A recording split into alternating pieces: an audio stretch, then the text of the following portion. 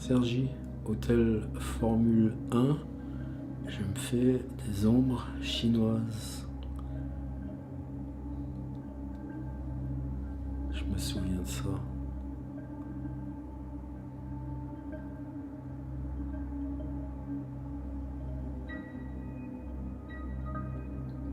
Vous croyez que le copain derrière, c'est de la poésie qu'il est en train de nous faire ? Il était une fois un homme qui s'appelait Semyonov. Un jour, il alla se promener et perdit son mouchoir. Semyonov se mit à chercher son mouchoir et perdit sa chapka. Il se mit à chercher sa chapka et perdit sa veste. Il se mit à chercher sa veste et perdit ses bottes. Eh bien, dit Semyonov, comme ça je m'en vais tout perdre. Je vais plutôt rentrer à la maison. Semyonov s'en fut chez lui et se perdit. Non, dit Semyonov, je ferais mieux de m'asseoir un petit moment. Semyonov s'assit sur une pierre et s'endormit.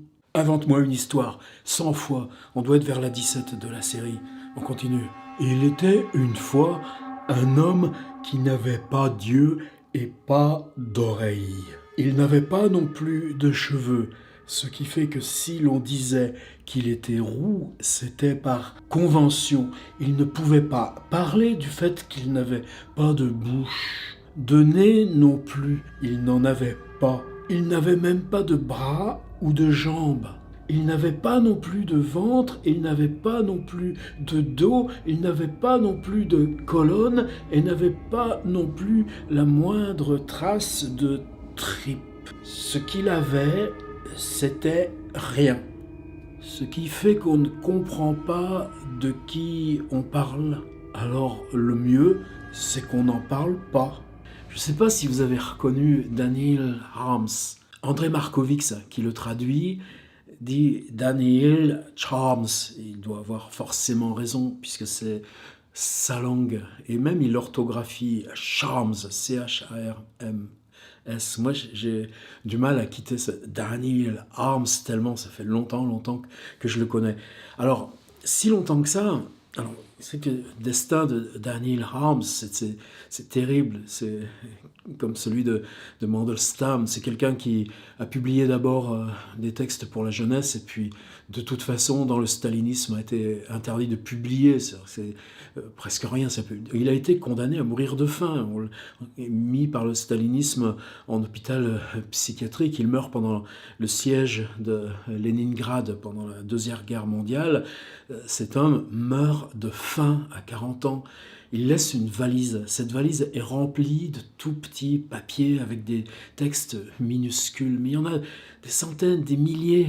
Cette valise a été sauvée. En 1956, Daniel Harms ou Charms est réhabilité. Mais c'est seulement dans les années 70 qu'il va être enfin republié en Union soviétique. Mais à l'époque, tous les Russes connaissent par cœur ces textes extrêmement brefs, ces récits brefs d'un fantastique hallucinant de Daniel Harms ou Charms. En France, on n'a pas attendu. Il y a une traduction assez complète chez Bourgois. Moi, c'est celle que j'ai pratiquée la première et que je pratique depuis toujours. Et puis ensuite est venue une autre traduction chez Verdier. Est-ce qu'elle correspond en contenu? Est-ce que je ne sais pas.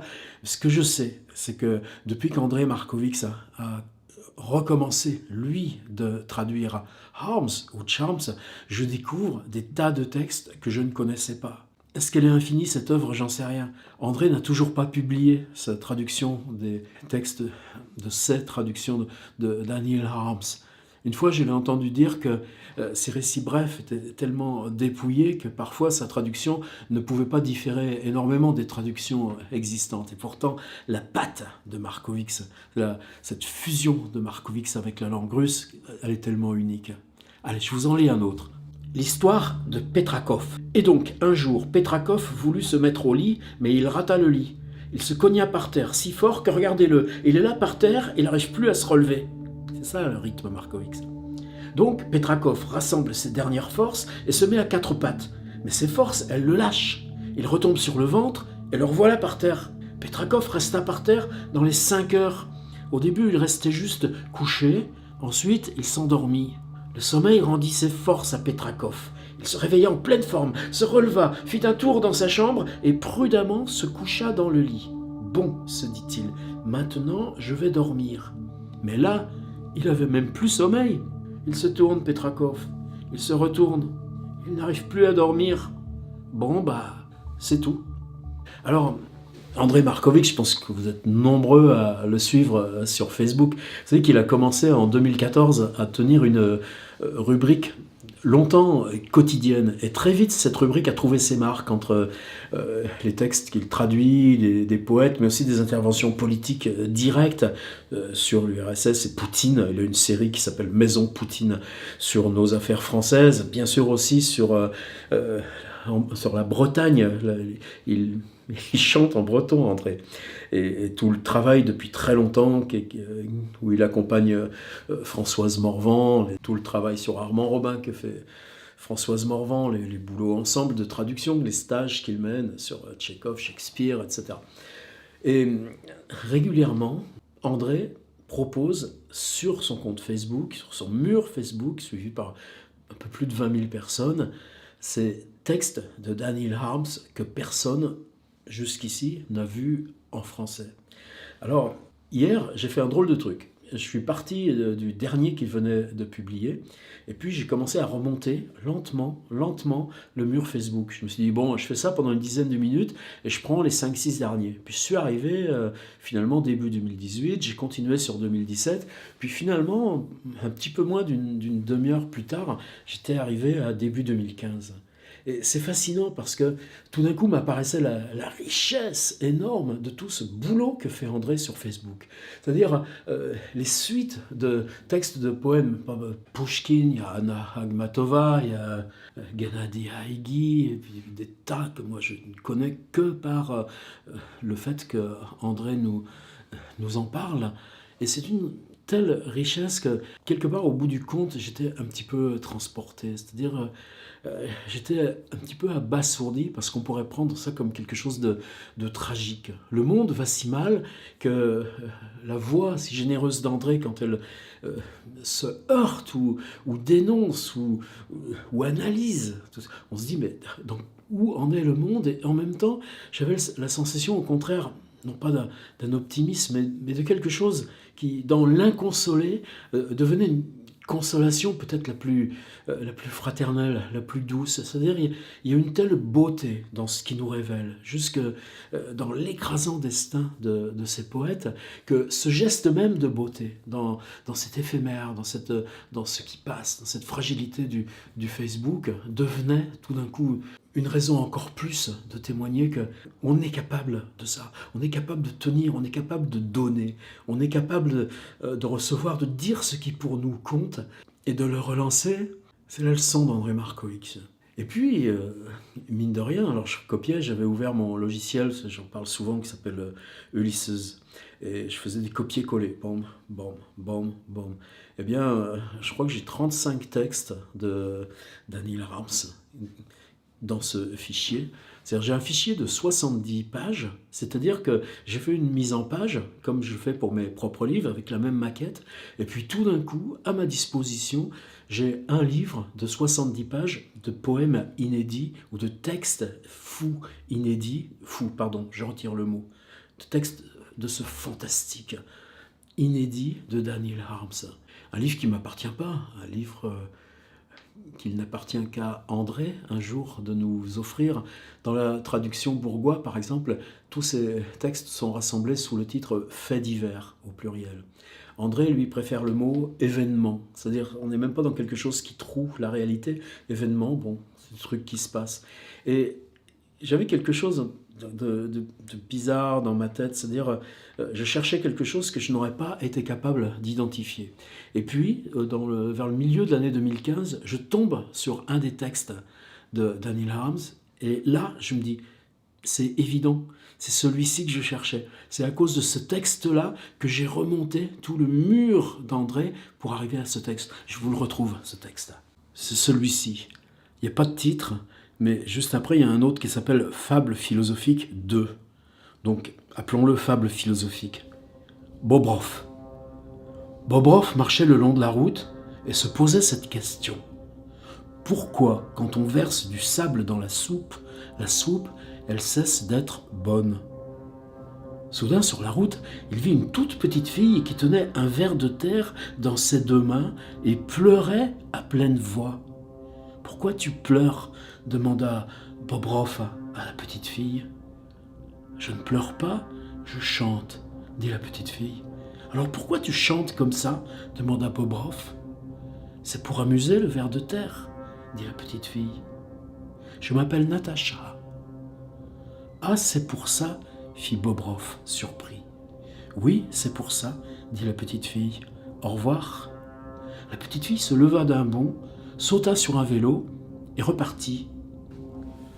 Un bout de chou est déjà en bicyclette, se dit Bobrov. Quel mystère, quelle beauté, quel sommet. Et repenser à la mort de Nanny Arms.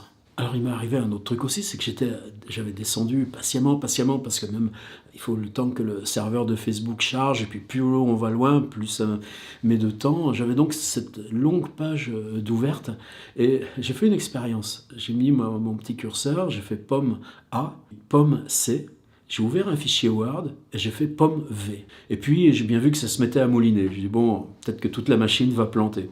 Je suis parti préparer une soupe de légumes. Je suis revenu 20 minutes après, eh bien, ça avait fini de mouliner, et j'ai un fichier Word de 4004 pages. Ça m'a même fait marrer, parce que 4004, qu'est-ce que c'est ? Vous savez, au XVIe siècle, Rabelais en parle, les théologiens estimaient que la création du monde s'établissait 4004 ans avant Jésus-Christ, en additionnant tous les âges de la Bible. Eh bien, j'avais un fichier qui fait 60 mégaoctets environ, avec toutes les photos, une grande part des commentaires, toutes les chroniques. Et qu'est-ce que je vais en faire de ce livre-là, moi ? Encore un petit peu de Nanny Arms. Je vais vous lire un texte qui est le plus récent qu'André ait publié sur son mur, mais il dit « J'avais déjà publié ce texte en 2015, et je me suis dit justement, il faut que je le retrouve. » Et je crois que peut-être c'est le premier qu'il ait publié sur son mur, et tout d'un coup, donc, il arrive à ce cycle. Semyon Semyonovitch chausse ses lunettes, regarde un sapin, et voilà ce qu'il voit. Dans le sapin, il y a un moujik qui le menace du poing. Semyon Semyonovitch enlève ses lunettes, regarde le sapin et voit qu'il n'y a personne dans le sapin. Semyon Semyonovitch chausse ses lunettes, regarde à nouveau le sapin et voit à nouveau qu'il y a un moujik dans le sapin et qu'il le menace du poing. Semyon Semyonovitch réenlève ses lunettes et voit une nouvelle fois qu'il n'y a personne dans le sapin. Semyon Semyonovitch rechausse ses lunettes, regarde le sapin et voit une nouvelle fois qu'il y a un moujik dans le sapin et qu'il le menace du doigt. Semyon Semyonovitch refuse de croire à ce phénomène et classe ce phénomène dans la catégorie des illusions d'optique. Un homme se coucha croyant et se réveilla non-croyant. Par chance, il y avait une bascule médicale dans la chambre de cet homme, et cet homme avait l'habitude de se peser matin et soir. Et donc la veille, en se couchant, cet homme s'était pesé et avait vu qu'il pesait 74,109 kg. Au réveil, le matin suivant, après s'être levé non-croyant, l'homme se pesa à nouveau et découvrit qu'il ne pesait plus que 70,830 kg. Par conséquent, décida cet homme, ma foi pesait plus ou moins 3,5 kg. Il était une fois un menuisier. Il s'appelait Koutchakov. Un jour, il sortit de chez lui, se dirigea chez le marchand pour acheter de la colle de menuisier. C'était le dégel. Le trottoir était très glissant. Le menuisier fit quelques pas, glissa, tomba et s'ouvrit le front. « Zut !» dit le menuisier. Il se releva, se rendit à la pharmacie, s'acheta du sparadrap et se recolla le front. Mais quand il ressortit sur le trottoir et refit quelques pas, il glissa de nouveau, tomba, s'ouvrit le nez. « Mince !» dit le menuisier. Il se rendit à la pharmacie, se racheta du sparadrap et avec ce sparadrap se recolla le nez. Puis il ressortit sur le trottoir, glissa une nouvelle fois, tomba et s'ouvrit la joue. Il dut se rendre une nouvelle fois à la pharmacie, se recolla la joue avec du sparadrap. « Vous savez quoi ?» dit le pharmacien au menuisier. « Vous tombez et vous vous cognez si souvent que je vous conseille d'acheter carrément plusieurs emplâtres. »« Non, dit le menuisier, je ne tomberai plus. » Mais sitôt qu'il se retrouva sur le trottoir, il reglissa encore, il tomba et s'ouvrit le menton. « Quelle foutue glace !» s'écria le menuisier. Il courut encore une fois à la pharmacie. « Vous voyez, dit le pharmacien, vous êtes encore retombé. »« Non, s'écria le menuisier, je ne veux rien entendre. Donnez-moi vite un emplâtre. » Le pharmacien donna l'emplâtre, le menuisier se recolla le menton et courut jusqu'à chez lui. Or, chez lui, on ne le reconnut pas. On refusa de le laisser entrer. « Je suis le menuisier Koutchakov !» criait le menuisier. « Et ta sœur ?» répondait-on dans l'appartement, après quoi la porte fut fermée au verrou et à la chaînette. Le menuisier Koutchakov attendit un petit peu, cracha par terre et ressortit sur le trottoir. Alors quelquefois, dans les histoires de Daniel Harms, elles ne sont pas toutes basées sur ce même modèle. Il y a des poèmes, et dans les traductions d'André, c'est des gros pincements, tant de beauté, de tendresse. Mais une histoire, par exemple, qui fonctionne un peu linéairement, je m'en tiendrai là. Un jour, un homme sauta du tramway si maladroitement qu'il se retrouva sous une voiture. On arrêta la circulation sur la chaussée.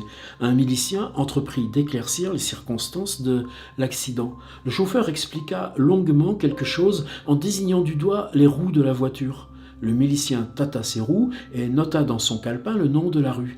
Une foule assez nombreuse s'était réunie tout autour.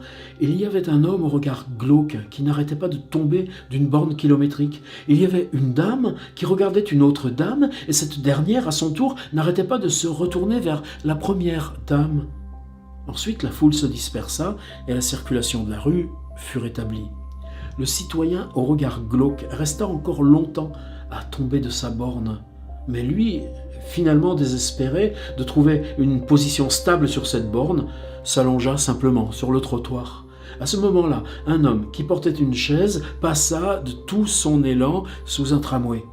Le milicien revint, la foule se reforma, la circulation de la rue s'arrêta, et le citoyen au regard glauque se mit à tomber de sa borne. Bon, et après, tout s'arrangea, et même que Ivan Semyonovitch Karpov fit un saut à la cantine. Daniel Harms, traduction André Markovix. Alors j'ai un petit livre à moi tout seul, de plus de 70 pages de ces événements, comme les appelle André. Alors il y en a un que j'ai envie de lire parce que la première fois, c'est André lui-même que j'ai entendu lire et chanter. Je l'avais gardé dans mes archives. Mais celui-ci, André l'a jamais mis sur son mur Facebook. Et moi, je ne m'étais jamais autorisé à le diffuser, bien sûr. Oh, c'est tellement que j'aurais envie de lire. Puis maintenant, si ça ne lui plaît pas à l'ami André, mais il est tellement gentil que ça ne posera pas de problème. Mais après tout, peut-être qu'il serait grand temps qu'on l'ait, ce livre de Daniel Harms. Est-ce qu'il existe sur Terre quelque chose qui aurait une importance et pourrait même modifier le cours des événements, non seulement sur la Terre, mais aussi dans les autres mondes ? Demandai-je à mon maître. Oui, me répondit mon maître. Et qu'est-ce que c'est ? Demandai-je. C'est, commença mon maître, et brusquement, il se tut. J'étais là, tout tendu, j'attendais sa réponse, et lui, il se taisait. Moi aussi, j'étais là, je me taisais. Lui aussi, il se taisait. Moi aussi, j'étais là, je me taisais. Lui aussi était là, il se taisait. On est tous les deux, et là, on se tait. Oh là là, on est tous les deux, et on se tait. Oh là là, on est tous les deux, là, et on se tait. Puis donc, on ne l'a pas, la réponse. Daniel Harms. Le mieux que vous ayez à faire pour découvrir tellement de galeries de beauté, de tendresse, d'attention aux autres, de mémoire qui nous est confiée, c'est d'aller suivre André Markovits sur Facebook. C'est inépuisable.